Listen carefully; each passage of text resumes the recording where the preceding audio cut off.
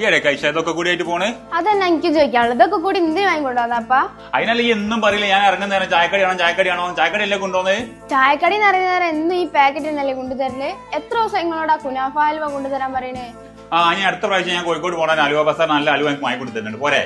അതിനിപ്പോ നിങ്ങള് ഹൽവ ബസാർ വരെ പോകേണ്ട ആവശ്യമൊന്നുമില്ല, നമ്മളെ പുല്ലാളൂർ വരെ പോയാൽ മതി. അവിടെ ഉണ്ട് 20-ലധികം ഫ്ലേവേഴ്സ് ഹൽവ കിട്ടുന്ന ഒരു പീടിയ.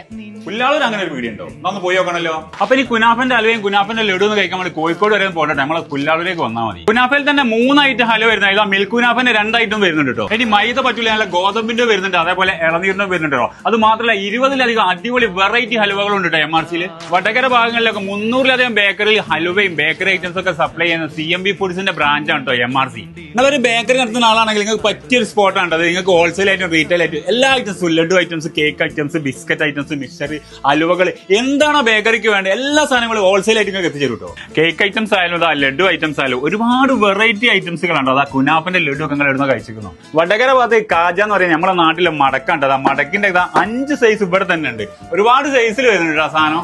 ഇവിടെ വന്നു കഴിഞ്ഞാൽ ഞങ്ങൾ എന്തായാലും കൺഫ്യൂഷൻ എന്താ വെച്ചാൽ ഹലുവ ഏത് കഴിക്കണമെന്ന്. അങ്ങനെയാണെങ്കിൽ മിക്സ് ചെയ്തിട്ട് ഹലുവന്റെ പാക്കറ്റ് വരുന്നുണ്ട് കേട്ടോ. അപ്പൊ ഇത്രയും വെറൈറ്റി ഹലുവകളും ബേക്കറി ഐറ്റംസ് ഒക്കെ കഴിക്കണം. നിങ്ങൾ എങ്ങോട്ടാ വേണ്ടതെന്നല്ലേ? MRCന്റെ പുല്ലാറുള്ള ഔട്ട്ലെറ്റേ വന്നായിട്ടോ. നരിക്കിനി ഭാഗത്തേക്ക് പോകുമ്പോൾ റൈറ്റ് സൈഡ് കാണാട്ടോ.